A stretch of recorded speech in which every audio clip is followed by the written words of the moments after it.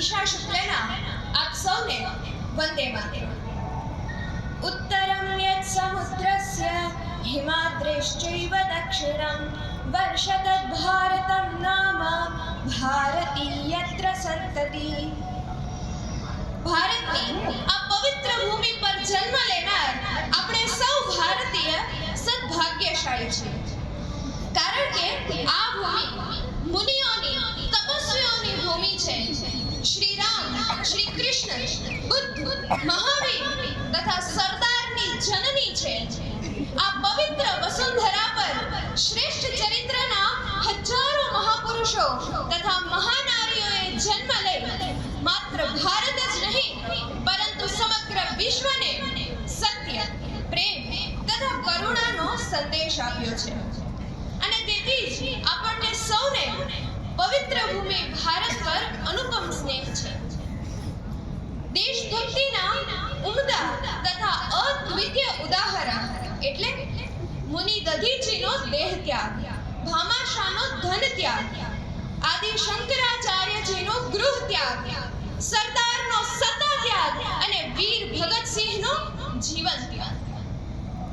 મિત્રો, જે રીતે દેશ માટે મરનારની જરૂર હોય છે ને, તે જ રીતે દેશ માટે જીવી જનારની પણ એટલી જ જરૂર હોય છે. તેથી જ હું કહું છું કે યદિ પ્રેરણા શહીદોं से हम मगर नहीं लेंगे, यदि प्रेरणा शहीदों से हम मगर नहीं लेंगे तो आजादी ढलती हुई सांझ हो जाएगी. यदि वीरों की पूजा हम मगर नहीं करेंगे, यदि वीरों की पूजा हम मगर नहीं करेंगे तो यह सच मानो वीरता बांस हो जाएगी.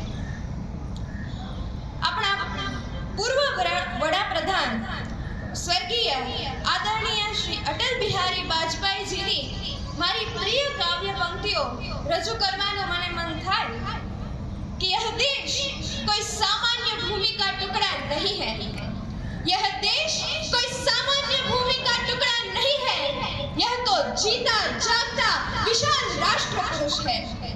दिल्ली जिसका दिल है, हिमालय मस्तक है, कश्मीर किरीट है, पंजाब और बंगाल दो विशाल कंधे हैं, पूर्वी और पश्चिम घाट दो विशाल जंघाएं हैं, कन्याकुमारी जिसके चरण है, सागर जिसके पैर पखारता है.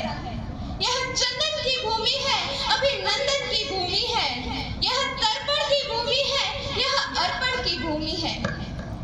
इसका कंकर कंकर शंकर है, इसका बिंदु बिंदु गंगाजल है.